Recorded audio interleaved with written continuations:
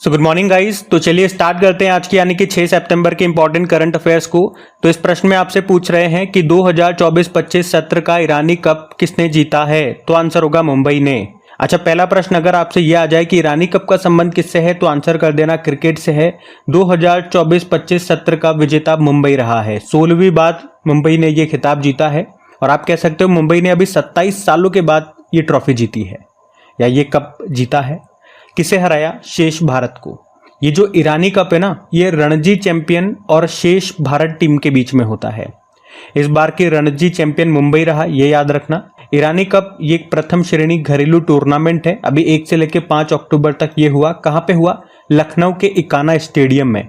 वैसे इस स्टेडियम को अब हम अटल बिहारी जी के नाम से जानते हैं। इसमें मुंबई टीम के कप्तान थे अजिंक्य रहाणे और शेष भारत के कप्तान थे Ruturaj Gaikwad. Player of the match रहे सरफराज खान। तो ईरानी कप बीसीसीआई के लंबे समय तक एक कोषाध्यक्ष और अध्यक्ष थे जाल आर ईरानी, उन्हीं की याद में इसका नाम रखा गया था। इसे शुरू किया गया था 1959-60 में और जो पहला एडिशन था उसको भी मुंबई ने ही जीता था। अच्छा, क्रिकेट से कुछ और प्रश्न मैं आपको करवाऊं तो अभी याद रखना, नवा महिला एशिया कप 2024 जो कि श्रीलंका में हुआ था उसको श्रीलंका ने जीता था, भारत को हराया था। नवा आईसीसी मेंस टी20 वर्ल्ड कप 2024 जो कि वेस्ट इंडीज और अमेरिका में हुआ था उसको इंडिया ने जीता था, साउथ अफ्रीका को हराया था। उसमें player of the series Jasprit Bumrah थे। और अभी नवा आईसीसी वुमेन्स टी20 वर्ल्ड कप 2024 ये यूनाइटेड अरब अमीरात में चल रहा है, पहले ये बांग्लादेश में होना था। और 2025 में जो मेंस एशिया कप है वो भारत में होगा टी20 फॉर्मेट में और 2027 वाला वो बांग्लादेश में होगा वनडे फॉर्मेट में। बाकी एशियन क्रिकेट काउंसिल के वर्तमान में तो अध्यक्ष जय शाह हैं, लेकिन इस साल के एंड में या यूं कहूं कि नए साल से इसके नए अध्यक्ष बन जाएंगे मोहसिन नकवी जो कि पाकिस्तान क्रिकेट बोर्ड के अध्यक्ष हैं। और जो बीसीसीआई के सचिव भी हैं जय शाह, ये इस साल के एंड में आईसीसी के नए अध्यक्ष बन जाएंगे, तो ये भी ध्यान में रखिएगा। अगला प्रश्न देखते हैं। तो अगले प्रश्न में पूछ रहे हैं, अभी प्रधानमंत्री नरेंद्र मोदी ने बंजारा विरासत संग्रहालय का उद्घाटन कहाँ किया? तो आंसर होगा महाराष्ट्र में। तो अभी प्रधानमंत्री नरेंद्र मोदी ने महाराष्ट्र के वाशिम में बंजारा संग्रहालय का उद्घाटन किया है और उन्होंने बंजारा लोगों और उनकी संस्कृति का एक प्रमुख संगीत वाद्य यंत्र भी बजाया है जिसका नाम नंगारा है। तो नंगारा ये एक संगीत वाद्य यंत्र है, ये न्यूज में है तो ये शब्द ध्यान में रखिएगा। इसके अलावा उन्होंने वहां पे अभी 23,300 करोड़ रुपए की कृषि और खेती क्षेत्र से संबंधित कई पहलों की शुरुआत की है। अब मैं यहाँ पे आपको महाराष्ट्र का रिवीजन नहीं करवाऊंगा क्योंकि महाराष्ट्र भी 2-3 दिन पहले ही मैंने आपको अच्छा डिटेल में रिवाइज करवाया है। आज मैं जो भी इंपॉर्टेंट संग्रहालय म्यूजियम्स रहे हैं हमारे करंट अफेयर्स में वो सारे आपको रिवाइज करवाने वाला हूं।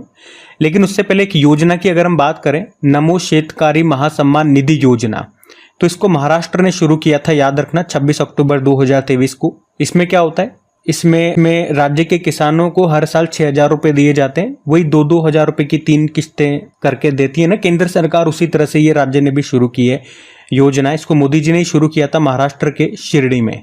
और केंद्र की जो इस तरह की योजना है, किसानों को हर साल 6,000 रुपए देना 3 किस्तों में 2-2 हजार रुपए करके, उससे क्या कहते हैं? प्रधानमंत्री किसान सम्मान निधि योजना। उसको मोदी जी ने 24 फरवरी 2019 को शुरू किया था उत्तर प्रदेश के गोरखपुर से। तो वो सेंट्रल लेवल पे है और ये राज्य ने अलग से शुरू की थी, नमो शेतकारी महासम्मान निधि योजना महाराष्ट्र ने। अब मैं आपको संग्रहालय म्यूजियम्स रिवाइज कराता हूँ, आ जाओ। जैसे कि देखो, अगर पूछे पहले ऑन साइट स्थल संग्रहालय ये कहाँ पे बनेगा? तमिलनाडु के थुत्तुकुडी जिले के आदिचनल्लूर में। और उत्तर प्रदेश के अयोध्या में बनेगा मंदिर संग्रहालय। विश्व का सबसे बड़ा म्यूजियम ये भारत में बनेगा नई दिल्ली में, जिसका नाम युगे युगीन भारत राष्ट्रीय संग्रहालय होगा। हड़प्पा संस्कृति का सबसे बड़ा संग्रहालय बन रहा है हरियाणा के राखीगढ़ी में। इसरो ने किस नाम से अपना पहला वर्चुअल स्पेस म्यूजियम लॉन्च किया था? तो आंसर होगा स्पार्क। देश का पहला फिश म्यूजियम बनेगा अरुणाचल प्रदेश में। भारतीय सेना ये देश का दूसरा पनडुब्बी संग्रहालय बनाएगी पश्चिम बंगाल में। देश का पहला और विश्व का दूसरा इन्फेंट्री संग्रहालय का उद्घाटन किया गया था इंदौर में। भारत का पहला डिजिटल फूड म्यूजियम खुलेगा तमिलनाडु के तंजावुर में। भारत का पहला श्रमिक आंदोलन संग्रहालय खुलेगा केरल के अल्लापुजा में। भारत का पहला मैरीटाइम म्यूजियम समुद्री संग्रहालय खुलेगा गुजरात के लोथल में। भारत का पहला ओपन रॉक म्यूजियम ये खुला हैदराबाद में। देश का पहला कार्टोग्राफी संग्रहालय का उद्घाटन किया गया उत्तराखंड के मसूरी में। भारत के पहले खुले संग्रहालय जिसे को कहते हैं शहीदी पार्क, इसका उद्घाटन किया गया था नई दिल्ली में। इंटरनेशनल म्यूजियम डे ये हम 18 मई को मनाते हैं। देश का पहला नौसेना शौर्य संग्रहालय बनेगा लखनऊ में। भारत में अमेरिकी राजदूत एरिक गारसेटी ने एशिया का दूसरा संग्रहालय the hump world war second का उद्घाटन किया था अरुणाचल प्रदेश में। अरुणाचल प्रदेश के सियांग जिले के पासी घाट में।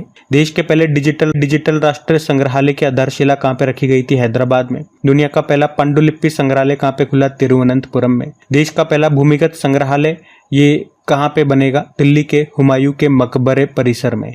भारत का पहला संविधान संग्रहालय हरियाणा में आपको मिलेगा, ओपी जिंदल यूनिवर्सिटी में। भारत का पहला चिकित्सा संस्थागत संग्रहालय चंडीगढ़ में और वैदिक 3D संग्रहालय खुला जाएगा वाराणसी में। तो इस तरह से आप देखोगे ये सभी संग्रहालय आपके करंट अफेयर्स में रहते हैं और एक साथ मैंने आपको यहाँ पे रिवाइज करा दिए। लगभग 23-24 संग्रहालय हैं, म्यूजियम्स हैं, तो इनको ध्यान में रखना। और हाँ, अगर आप में से कोई स्टूडेंट पहली बार क्रेक एग्जाम चैनल पे करंट अफेयर्स पढ़ रहे हैं तो आपको बताना चाहूँगा, ये जो भी प्रश्न हम पढ़ रहे हैं और जो भी एक्स्ट्रा रिवीजन वाली शीट्स में आपको दे रहा हूँ, ये सब आपको पीडीएफ में मिलेगा बिल्कुल फ्री में। पीडीएफ कहाँ मिलती है? अपने टेलीग्राम चैनल पे, जिसका लिंक नीचे डिस्क्रिप्शन बॉक्स में है। तो उस लिंक पे जैसे आप क्लिक करेंगे टेलीग्राम पे चले जाएंगे अपने, वहाँ आप पीडीएफ डाउनलोड कर सकते हैं और वहाँ पे ज्वाइन का बटन होगा, उसे प्रेस कर लीजिएगा। उससे होगा जब भी पीडीएफ अपलोड होता है, वीडियो अपलोड होता है, उसका सीधा नोटिफिकेशन सबसे पहले आपको मिलेगा। और हाँ, अगर सेशन अच्छा लगे, आपको इससे बेनिफिट हो, तो प्लीज़ वीडियोस को सपोर्ट जरूर कीजिएगा। इसे अपने दोस्तों के साथ में स्टडी ग्रुप में एक बार शेयर कीजिएगा और अभी तक वीडियो को लाइक नहीं करा तो लाइक कर देना। आज के वीडियो के लाइक का टारगेट रखते हैं 5000 लाइक का, तो प्लीज़ वीडियो को लाइक जरूर किया कीजिए। आप भूल जाते हो इसलिए मैं याद भी दिला देता हूँ, तो याद दिलाने के बाद तो कर दिया कीजिए। चलो अभी अगला प्रश्न देखते हैं। फिर अगले प्रश्न में पूछ रहे हैं, हाल ही में पहला आदि गौरव सम्मान समारोह ये कहाँ पे आयोजित किया गया? तो आंसर होगा बांसवाड़ा राजस्थान में। तो अभी 4 अक्टूबर 2024 को मानगढ़ धाम बांसवाड़ा राजस्थान में राजस्थान सरकार के पहले आदि गौरव सम्मान समारोह का आयोजन किया गया और इसकी अध्यक्षता की हमारी प्रेसिडेंट द्रौपदी मुर्मू जी ने। और यहाँ पर उन्होंने अनुसूचित जनजातियों के व्यक्तियों को पुरस्कार भी दिया जिन्होंने खेल में, शिक्षा, साहित्य, संस्कृति, विज्ञान, प्रौद्योगिकी, आजीविका आदि में उत्कृष्ट योगदान दिया। ऐसे व्यक्तियों को यहाँ पे सम्मान दिया गया, उन्हें सम्मानित किया गया। 3 कैटेगरी में बेसिकली ये पुरस्कार दिए गए। एक सम्मान का नाम है आदि रत्न गौरव सम्मान, एक है आदि सेवा गौरव सम्मान और एक है आदि ग्रामोत्थान गौरव सम्मान। अब राजस्थान में इसका आयोजन किया गया, मैं आपको राजस्थान ले चलूंगा, लेकिन उससे पहले 2-3 प्रश्न आप देखो। अगर पूछे विश्व आदिवासी दिवस कब मनाते हैं तो 9 अगस्त, और जनजातीय गौरव दिवस ये 15 नवंबर को मनाया जाता है, बिरसा मुंडा जी की जयंती को होता है। और केरल का वायनाड ये सभी आदिवासियों को बुनियादी दस्तावेज प्रदान करने वाला देश का पहला जिला बना था, याद रखना। और पिछले साल आपको याद होगा प्रधानमंत्री जनमन योजना शुरू हुई थी, पूरा नाम है प्रधानमंत्री जनजातीय आदिवासी न्याय महाअभियान, 15 नवंबर 2023 को, जिसका उद्देश्य था पीवीटीजी ग्रुप की सामाजिक और आर्थिक स्थिति को मजबूत करना। तो ये आदिवासियों से संबंधित कुछ करंट अफेयर्स के प्रश्न मैंने आपको करवाए, ध्यान में रखना। बाकी आपको राजस्थान ले चलता हूँ, ये रहा मैप में राजस्थान। देखो राजस्थान की कैपिटल जयपुर है, मुख्यमंत्री है भजनलाल शर्मा और गवर्नर है हरिभाऊ बागड़े, अभी नए बने थे। यहाँ का राजकीय पशु चिंकारा भी है और ऊंट भी है। राजकीय पक्षी गोडावण है जिसे ग्रेट इंडियन बस्टर्ड भी कहते हैं। राजकीय पुष्प रोहिड़ा है, राजकीय वृक्ष खेजड़ी का है। रणथंभौर टाइगर रिजर्व मिल जाएगा, Sariska tiger reserve, Mukundra tiger reserve, Ramgarh Vishdhari tiger reserve, Dholpur Karauli tiger reserve आपको यहाँ मिलेगा। और याद रखना भारत में सबसे बड़ी अंतर्देशीय खारे पानी की झील ये कौन सी है? सांबर लेक है। अंतर्देशीय खारे पानी की झील मतलब इनलैंड सॉल्ट वाटर लेक की बात कर रहे हैं। वैसे भारत की सबसे बड़ी सॉल्ट वाटर लेक वो चिल्का लेक है उड़ीसा वाली, वो भारत की सबसे बड़ी लगून झील है ना। ये इनलैंड सॉल्ट वाटर लेक है, अंतर्देशीय खारे पानी की झील है। प्रश्न आता है एग्जाम में, ध्यान में रखना इसे भी। अब यहाँ से भी कुछ करंट अफेयर्स के प्रश्न मैं आपको रिवाइज कराऊं कि हमने राजस्थान को कहाँ कहाँ पे पढ़ा था। तो एक तो हमने पढ़ा था उदयपुर में जीएसटी भवन का उद्घाटन किया गया था। भारत का पहला वेटलैंड शहर ये उदयपुर बनेगा, प्रश्न आया था एग्जाम में ये। श्री कृष्ण गमन पथ ये बनाएंगे राजस्थान मध्य प्रदेश मिलकर के। अवनी लखेरा ये एक पैरा शूटर है, अभी गोल्ड भी जीता था जो पेरिस पैरालंपिक हुए थे उसमें, और राजस्थान की हैं ये। और ये मैंने आपको बताया किस कैटेगरी में, women's 10 metre air rifle shooting category में। और इस तरह से वे पैरालंपिक में 2 गोल्ड जीतने वाली पहली भारतीय महिला बन गई हैं। एक गोल्ड अभी जीता और एक टोक्यो ओलंपिक में जीता, टोक्यो पैरालंपिक में जीता था। बाकी राजस्थान ने अग्निवीरों के लिए कारगिल पैकेज की घोषणा की थी। दुनिया का पहला ओम आकार का मंदिर ये पाली में बना था राजस्थान में। राजस्थान की पहली विमानन अकादमी ये कहाँ पे शुरू हुई? अजमेर में। जैव ईंधन नीति को लागू करने वाला पहला राज्य राजस्थान है। और राजस्थान के नाथ द्वारा में जो भगवान शिव जी की सबसे ऊंची स्टैचू बनाई गई थी उसका नाम विश्वास स्वरूपम है। और यहाँ पे महिलाओं को पुलिस बल में 33% आरक्षण देने की मंजूरी हो गई है। युद्ध अभ्यास का आयोजन अभी भारत और अमेरिका के बीच में हुआ था राजस्थान में ही। विषाणु युद्ध अभ्यास, इसका आयोजन राजस्थान के अजमेर में हुआ था, जिसका उद्देश्य था महामारी की तैयारियों का आकलन करना। मुख्यमंत्री मंगला पशु बीमा योजना यहाँ शुरू हुई। और भारत का तीसरा स्वदेशी दबाव युक्त भारी जल परमाणु रिएक्टर ये कहाँ पे शुरू हुआ था? RAPP में, राउतभाटा एटॉमिक पावर प्लांट में, उसके यूनिट नंबर 7 में। उसके अलावा याद रखना अभी स्वच्छता ही सेवा 2024 पखवाड़ा अभियान ये भी 17 सितंबर 2024 को राजस्थान के झुंझुनू से शुरू हुआ था, जिसका उद्घाटन खुद हमारे वाइस प्रेसिडेंट जगदीप धनखड़ जी ने किया था। और याद रखना अगले साल जो आईफा अवार्ड्स का 25वां संस्करण होगा वो राजस्थान के जयपुर में होगा। ये दूसरी बार है जब इसका आयोजन भारत में हो रहा है। इससे पहले 2019 में हुआ था मुंबई में। अभी 2024 वाला भी पढ़ा हमने, वो अबू धाबी में हुआ। तो ये राजस्थान से संबंधित कुछ इंपॉर्टेंट करंट अफेयर्स हैं 2024 के, ध्यान में रखिएगा। अगला प्रश्न देखते हैं। तो अगले प्रश्न में पूछ रहे हैं अभी हाल ही में नागालैंड ने 25वें हॉर्नबिल महोत्सव समारोह के लिए किसे भागीदार देश बनाया? तो आंसर होगा वेल्स को। तो हॉर्नबिल फेस्टिवल ये नागालैंड में मनाया जाता है, एक तो ये याद रखना है। कब? 1 दिसंबर को मनाते हैं हर साल, 10 दिनों तक ये चलता है। और 1 दिसंबर को ही क्योंकि 1 दिसंबर 1963 को नागालैंड राज्य की स्थापना होती है, इसीलिए इसे त्योहारों का त्योहार, फेस्टिवल्स ऑफ फेस्टिवल्स कहा जाता है। और इस बार ये 25वें नंबर का फेस्टिवल मनाया जाएगा, यानी कि इसकी सिल्वर जुबली है। तो इस बार वेल्स जो देश है वो इसमें भागीदार देश, पार्टनर कंट्री होगा, ये आपको ध्यान रखना है। और ये जो हॉर्नबिल फेस्टिवल है ना, ये एक बर्ड है ग्रेट हॉर्नबिल, उस पक्षी के नाम पे इसका आयोजन होता है। और अगर पूछे कि ये जो ग्रेट हॉर्नबिल है ये किस राज्य का स्टेट बर्ड है, राजकीय पक्षी है, तो ये 2 का है, केरल का और अरुणाचल प्रदेश का। वैसे एक और फेस्टिवल है जो आपको कंफ्यूज कर सकता है, पक्के पागा हॉर्नबिल फेस्टिवल, वो अरुणाचल प्रदेश में मनाया जाता है। और ये जो हम पढ़ रहे हैं ये हॉर्नबिल फेस्टिवल है जो नागालैंड में होता है। तो अंतर थोड़ा सा ध्यान रखना आप। नागालैंड की हम बात करें अगर, तो नागालैंड ये रहा मैप में, नागालैंड देख लो। कैपिटल कोहिमा होती है, मुख्यमंत्री यहाँ के नेफ्यू रियो है और गवर्नर है ला गणेशन। बाकी आपको याद होगा आपदा जोखिम के लिए SBI जनरल इंश्योरेंस से समझौता करने वाला ये देश का पहला राज्य बना था। पूर्वोत्तर क्षेत्र में आधार से जुड़ा जन्म पंजीकरण शुरू करने वाला पहला राज्य बना था। और अभी तीसरे नॉर्थ ईस्ट गेम्स 2024 ये नागालैंड में ही हुए थे। तो ये सभी पॉइंट्स भी आप ध्यान रखना। अगला प्रश्न हम देखते हैं। अच्छा, यहाँ पे जो हमने कहा जो पार्टनर कंट्री होगा वेल्स, तो वेल्स की कैपिटल क्या होती है? कार्डिफ होती है। और करेंसी तो वही है पाउंड स्टर्लिंग। तो ये भी स्टैटिक बन जाएगा, ध्यान में रखें। अगला प्रश्न देखते हैं। तो अगले प्रश्न में पूछ रहे हैं हाल ही में भारत अंतर्राष्ट्रीय ऊर्जा दक्षता हब में शामिल हो गया है, इसका मुख्यालय कहाँ पर है? तो आंसर होगा पेरिस में। तो इंटरनेशनल एनर्जी एफिशिएंसी हब यानी कि अंतर्राष्ट्रीय ऊर्जा दक्षता हब में भारत शामिल हो गया है। और इसमें भारत की ओर से नोडल एजेंसी कौन है? ब्यूरो ऑफ एनर्जी एफिशिएंसी यानी कि ऊर्जा दक्षता ब्यूरो। ये जो अंतर्राष्ट्रीय ऊर्जा दक्षता हब की हम बात कर रहे हैं, इसकी स्थापना सन 2020 में हुई थी।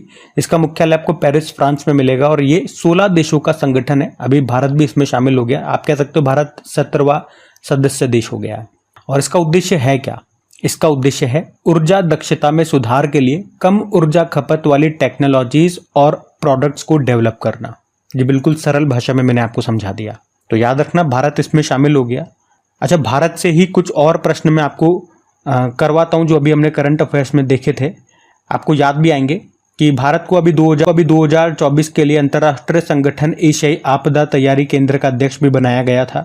2024 में यूनेस्को के विश्व धरोहर समिति की 46 नंबर की सेशन की अध्यक्षता भारत ने ही की थी नई दिल्ली में। और 2024 में वर्ल्ड टेलीकॉम स्टैंडर्डाइजेशन असेंबली की मेजबानी करेगा भारत। अगले साल जो FIH hockey mains junior world cup है वो भारत में होंगे। और भारत ने अभी 2024 में ही 46 नंबर के अंटार्कटिक संधि परामर्श बैठक की मेजबानी भी की थी कोची में। वर्ल्ड रेडियो विजुअल और मनोरंजन शिखर सम्मेलन का आयोजन ये भारत में होगा गोवा में इस साल नवंबर में। तीसरे वॉइस ऑफ ग्लोबल साउथ शिखर सम्मेलन की मेजबानी ये भी भारत ने ही की थी। पहले बिम्स्टेक बिजनेस शिखर सम्मेलन का आयोजन ये भी अभी भारत में हुआ था, नई दिल्ली में। नागरिक विमानन पर दूसरा एशिया प्रशांत स्तरीय मंत्री स्तरीय सम्मेलन ये इंडिया में हुआ था अभी सितंबर में ही।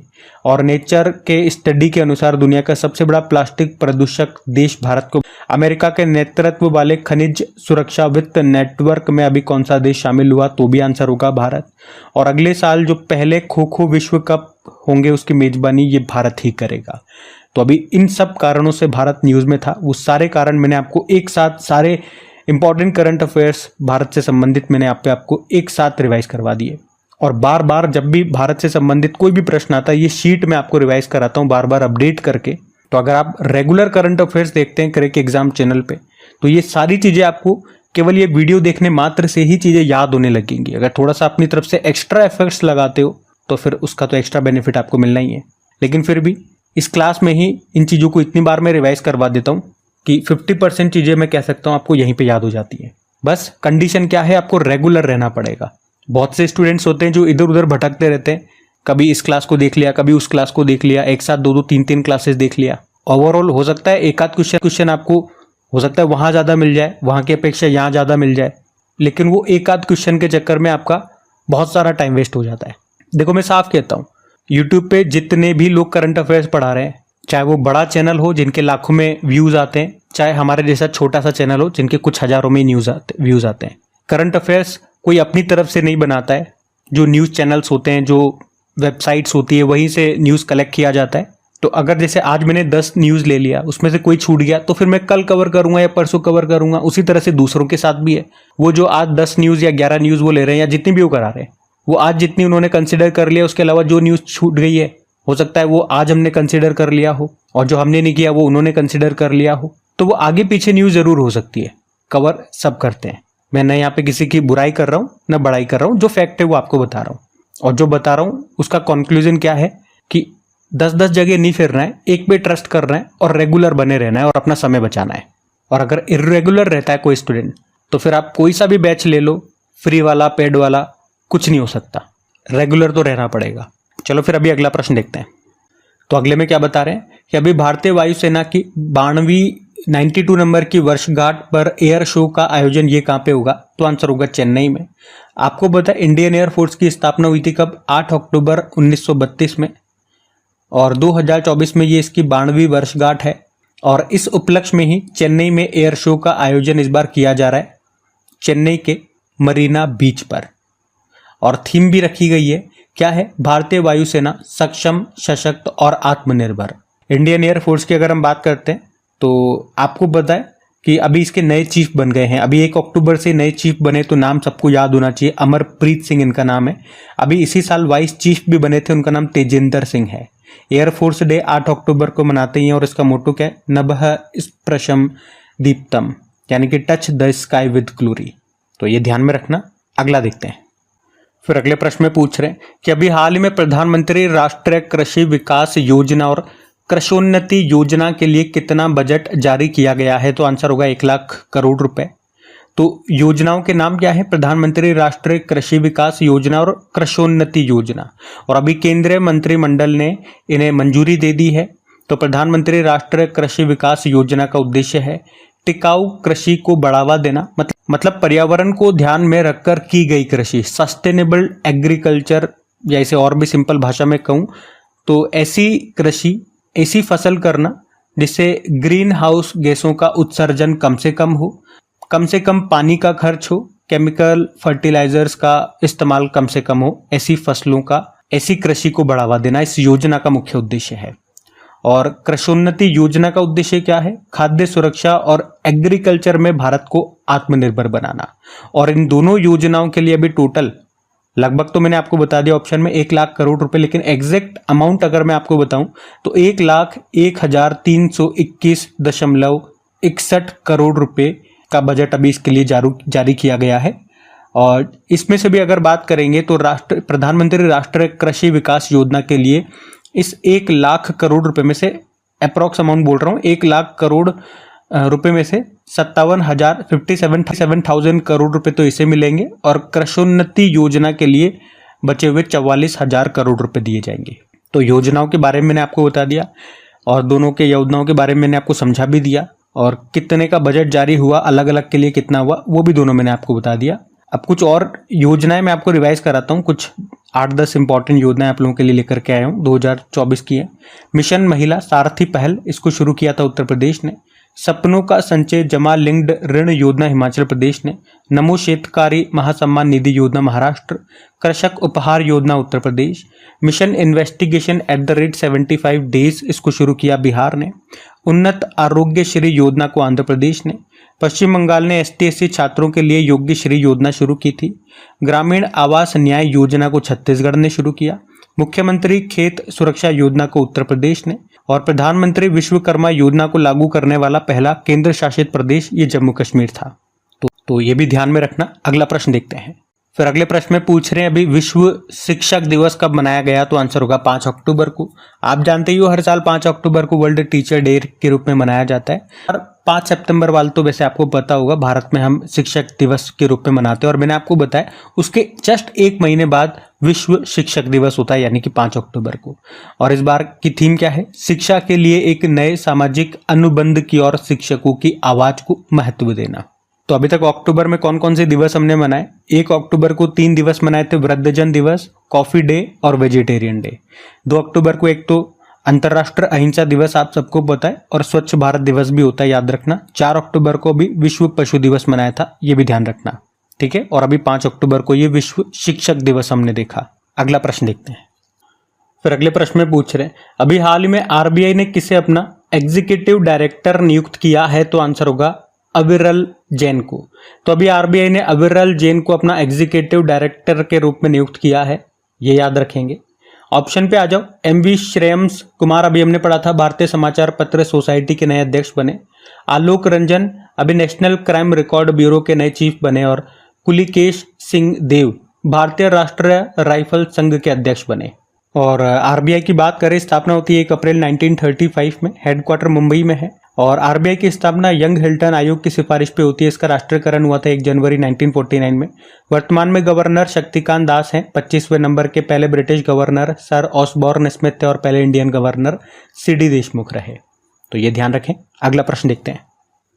फिर अगले प्रश्न में पूछ रहे हैं हाल ही में विश्व का चौथा देश कौन सा बन गया है जिसका विदेशी मुद्रा भंडार $700 बिलियन को पार गया है, तो आंसर होगा भारत। तो भारत का विदेशी मुद्रा भंडार यानी कि फॉरेक्स रिजर्व ये $700 बिलियन के पार चला गया है। इसी के साथ भारत ऐसा करने वाला चौथा देश बन गया है। इससे पहले 3 कौन कौन है? चाइना, UK और जापान, और भारत चौथा देश बन गया। विदेशी मुद्रा भंडार मतलब फॉरेन करेंसी, मुख्य रूप से डॉलर, यहाँ पे उसकी बात हो रही है। बाकी ये थी आज की आपकी करंट अफेयर्स की क्लास। कमेंट करके जरूर बताइएगा सेशन आपको कैसा लगा।